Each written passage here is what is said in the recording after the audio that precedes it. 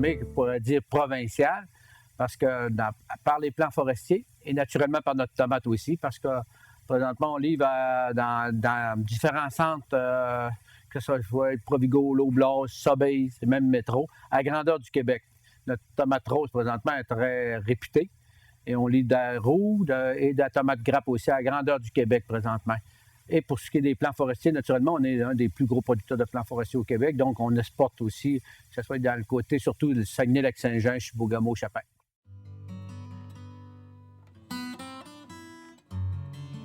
On a décrété que Guyenne était une paroisse marginale, comme 40 autres paroisses de la région. Ce qui voulait dire que cette paroisse-là était vouée à la fermeture à brève échéance. On n'avait plus d'infirmières, on n'avait plus d'école, on n'avait plus de scieries. Le gouvernement avait mis en place un vaste programme de reboisement.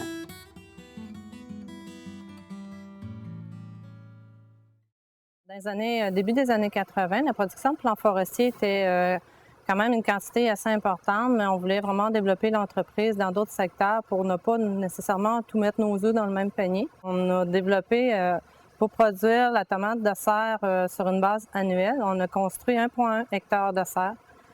Au début de la production, les rendements attendus n'étaient pas là. On a été, depuis le début, l'institution financière. On est devenu, à partir de 89, l'institution financière principale des serres de Guyenne. Je dirais à ce titre-là, on était leur créancier, on était le gestionnaire de leurs fonds, on était l'accompagnant dans leurs opérations courantes. Mais à la Caisse, on a une façon de faire où d'ailleurs on dit, nous, on accompagne nos membres, on accompagne nos projets. La baisse des prix, le rendement des tomates qui n'étaient pas là,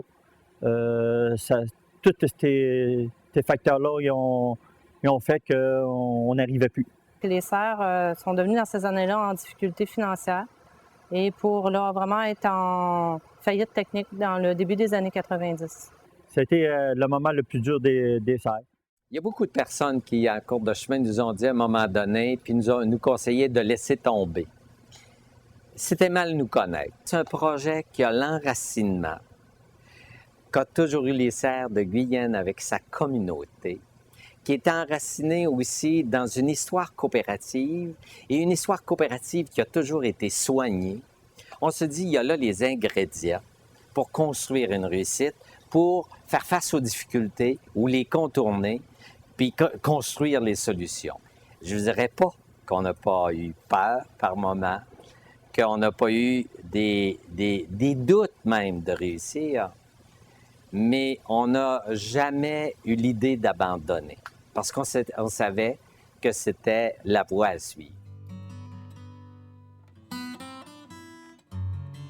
Il y a eu différents volets.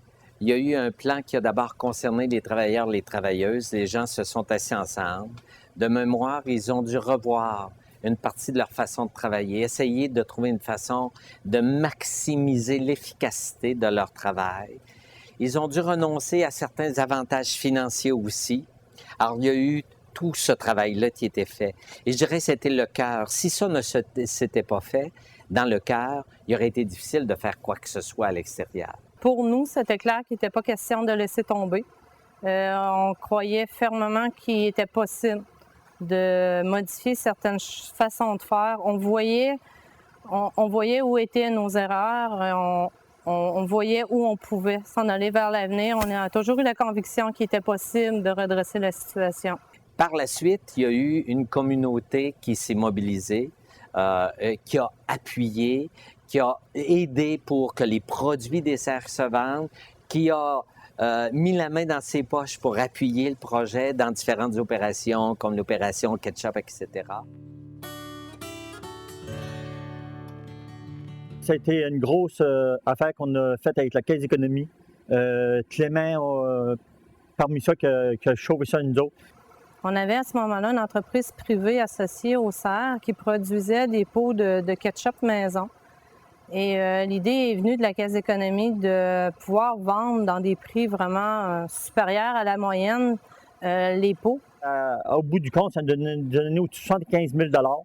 75 000 c'est pas peu dire, c'est énorme, mais on a travaillé fort, puis nos financiers ont travaillé fort aussi pour nous le faire vendre à Québec, un peu partout, à Montréal. Tout le monde connaissait le ketchup de Guyane.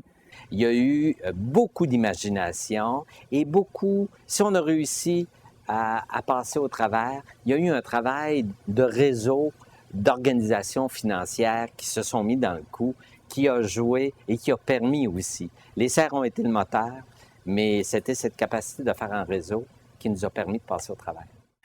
Clément, tout le temps, un petit coup de téléphone, un petit mot d'encouragement que on ne vous laisse pas tomber, et il faut trouver d'autres solutions. Et tant que les solutions n'ont pas été trouvées, ils nous ont tout le temps à côté. La Caisse d'économie, une chance qu'on l'a eue, puis qu'ils ont bien voulu partager leur rêve avec nous autres. La Caisse d'économie a toujours été un partenaire très particulier dans le sens qu'ils ont eu une grande confiance en nous. Ils ont toujours eu confiance aux dirigeants des serres de l'époque. Ce qu'on aime, c'est de vivre avec eux autres les projets.